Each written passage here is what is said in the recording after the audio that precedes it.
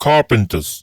All day and night there was a white fog so thick that it was impossible to see anyone 2 steps away. However, there was no need to go far alone. A few directions, the canteen, the hospital, the guardhouse, were guessed by an unknown acquired instinct, similar to that sense of direction that animals possess in full measure and which, under suitable conditions, awakens in humans too. They didn't show a thermometer to walk us, but that wasn't necessary. They had to go to work at any temperature. Moreover, the experienced could almost accurately determine the temperature without a thermometer. If there was frosty fog, it was 40 degrees below zero. If the air was coming out noisily when breathing, but it wasn't hard to breathe yet, it was 45 degrees. If breathing was noisy and shortness of breath was noticeable, it was 50 degrees centigrade. Above 55 degrees, the spit freezes in air, and spits have been freezing in air for 2 weeks now. Every morning, Potashnikov woke up with a hope. Had the frost decreased or not? He knew from experience of the previous winter that no matter how low the temperature was, a quick change, a contrast, was important for the sensation of warmth. Even if the temperature increased to 40 or 45 degrees centigrade, it would be warm for 2 days, but there was no use to make plans for further than 2 days. But the frost didn't decrease, and Potashnikov was realizing he could not endure that any longer. Breakfast was enough for at most an hour work. Then getting tired set in, and the cold pierced his entire body right down to the bones. That popular expression, "no way," was a metaphor. All you could do was swing the tool and jump from one foot to another to keep warm until lunch. A hot lunch, the notorious yushka soup, and 2 spoons of porridge did not much to restore strength, but still was warming up. And again, the strength to work was enough only for an hour, and then Potashnikov was overcome with a desire either to warm up somehow or just lie down on the pricky frozen stones and die. The day was ending, and after dinner, having drunk water and having bread, which no worker ate in the canteen, with a soup, but took to the barrack, Potashnikov immediately went to bed. He slept, of course, on the top bunk. Below was an ice cellar, and those whose places were below stood for half the night by the stove, hugging it in turns with their arms.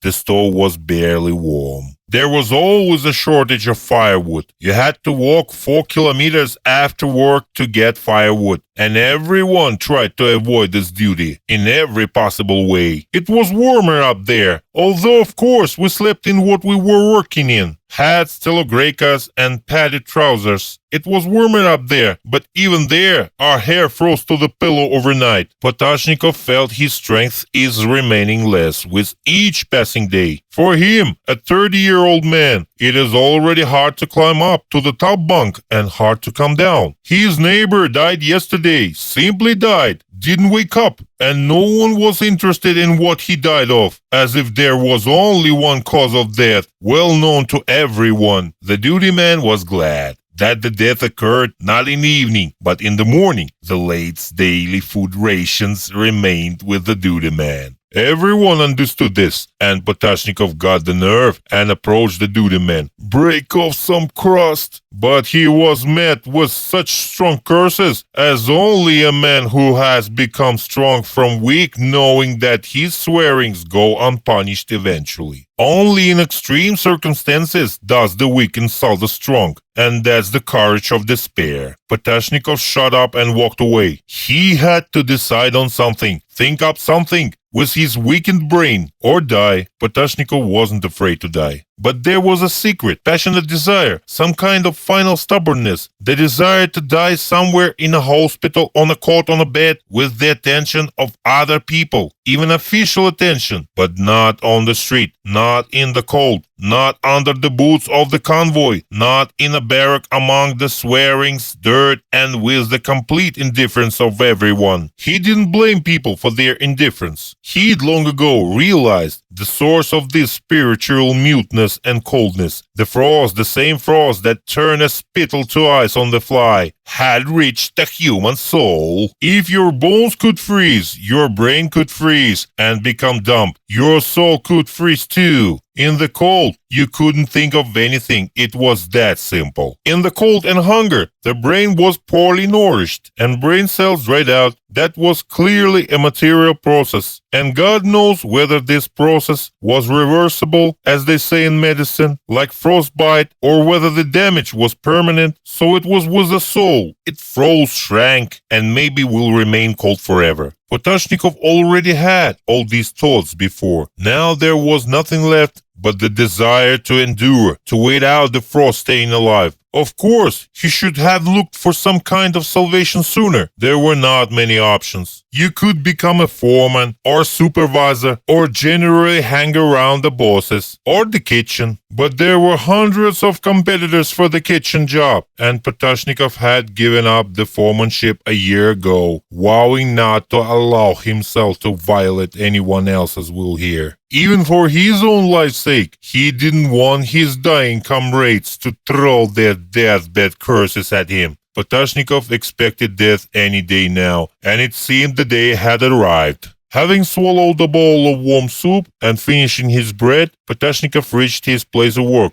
dragging his heavy feet. The team was lined up before work start, and some fat, red-faced man in a reindeer fur hat, in Yakut torbases and a white sheepskin coat was walking along the rows. He stared the exhausted, dirty, indifferent faces of the walkers. They stood silently, waiting for the unexpected delay to end. The foreman stood nearby, respectfully saying something to the man in the reindeer fur hat. And I assure you, Alexander Evgenievich, that I don't have such people. Go to Sobolev and the criminal prisoner walkers. But these are the intelligentsia, Alexander Evgenievich. They are nothing but troubles. The man in the deer fur hat stopped looking at the people and turned to the foreman. The foreman don't know their people, don't want to know them, don't want to help us, he said hoarsely. As you wish, Alexander Evgenievich. I'll show you now. What's your last name? My last name is Ivanov, Alexander Evgenievich. Look here. Hey guys, pay attention. The man in the reindeer fur hat stood in front of the brigade. The department needs carpenters to make boxes for moving soil. Everyone was silent. Now you see, Alexander Evgenievich, the foreman whispered.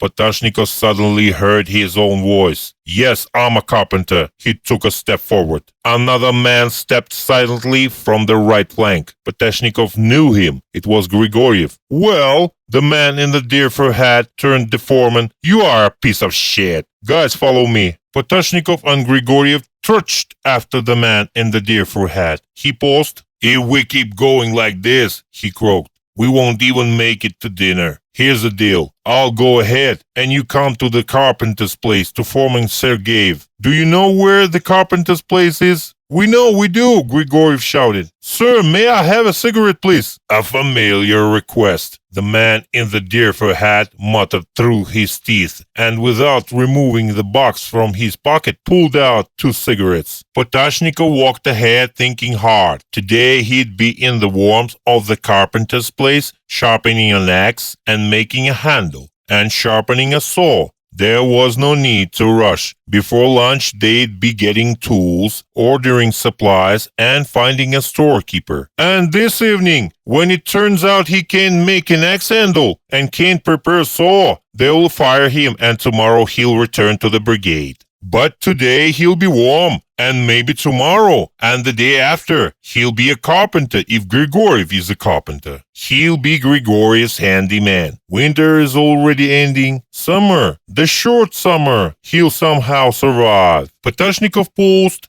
waiting for Grigoriev. You can do this, carpentry, he paused, breathless with sudden hope. You see, Grigoriev said cheerfully, I'm a graduate student at the Moscow Philological Institute. I think anyone with a higher education, especially in the humanities, should be able to carve an axe handle and prepare a saw, especially if it has to be done next to a hot stove. So you too. No matter. We'll fool them for 2 days. And then what the difference? What happens then? We'll fool them just for 1 day. Tomorrow they will return us to the brigade. No, they won't have time to transfer us to the carpentry place in one day. They'll have to renew information lists. Then they'll have to change lists back because of us again. Together, they barely managed to open the frozen door. A red-hot iron stove burned in the middle of the carpenter's workroom, and 5 carpenters worked at their workbenches without telegrapers and hats. The newcomers knelt before the open stove door, before the god of fire, one of humanity's first gods. Having removed their mittens, they extended their hands toward the worms, shoveling them directly into the fire. Their fingers, repeatedly frostbitten and numb,